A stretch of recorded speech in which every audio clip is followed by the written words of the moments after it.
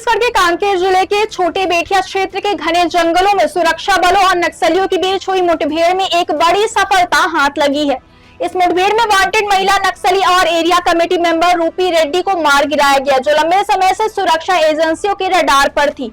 मौके से एक पिस्टल भी बरामद की गई है, जो उसकी सक्रिय भूमिका की पुष्टि करती है। पुलिस के मुताबिक रूपी रेड्डी को कई बार आत्मसमर्पण करने के लिए कहा गया था, लेकिन उसने नक्सली गतिविधियों से खुद को अलग नहीं किया। बस्तर संभाग में पिछले कुछ समय से बड़े नक्सली कैडर के मारे जाने या सरेंडर करने के बाद वह प्रमुख सक्रिय सदस्यों में गिनी जा रही थी। यही वजह थी कि सुरक्षा एजेंसियां लगातार उसकी गतिविधियों पर नजर बनाए हुए थी। जानकारी के मुताबिक पुलिस को छोटे बेटिया थाना क्षेत्र के मार्चपल्ली जंगल में नक्सलियों की मौजूदगी की सूचना मिली थी। इसके बाद तड़के सुबह करीब 4 से 5 बजे के बीच सुरक्षा बलों ने सर्च ऑपरेशन शुरू किया। जंगल में सर्चिंग के दौरान अचानक नक्सलियों ने जवानों पर फायरिंग शुरू कर दी, जिसके जवाब में सुरक्षा बलों ने भी मोर्चा संभालते हुए जवाबी कार्यवाही की।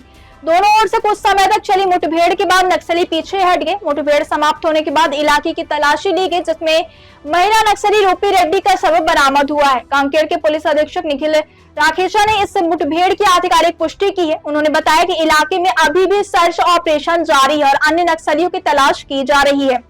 सुरक्षा बल किसी भी संभावित खतरे को देखते हुए सतर्कता बरत रहे हैं। रूपी रेड्डी की पृष्ठभूमि भी काफी अहम रही है।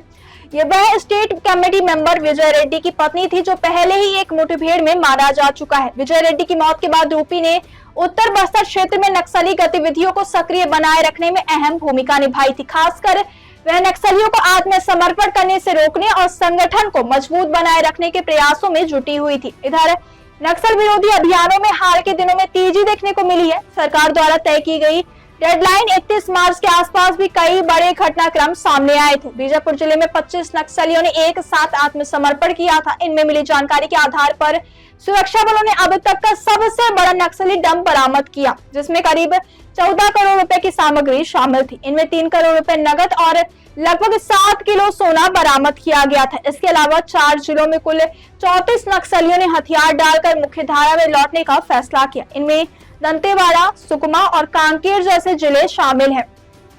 दंतेवाड़ा को लेकर पुलिस ने नक्सल मुक्त होने का दावा भी किया है, जो सुरक्षा बलों के लिए एक बड़ी उपलब्धि मानी जा रही है। नक्सल के खिलाफ चल रहे इस अभियान पर केंद्रीय गृह मंत्री अमित शाह ने भी हाल ही में संसद में बयान दिया था। उन्होंने कहा था कि सरकार द्वारा तय लक्ष्य को काफी हद तक हासिल कर लिया गया और देश में नक्सली हिंसा में उल्लेखनीय गिरावट आई है। उनके मुताबिक देश के अधिकांश हिस्सों में नक्सलवाद का प्रभाव अब लगभग समाप्त हो चुका है।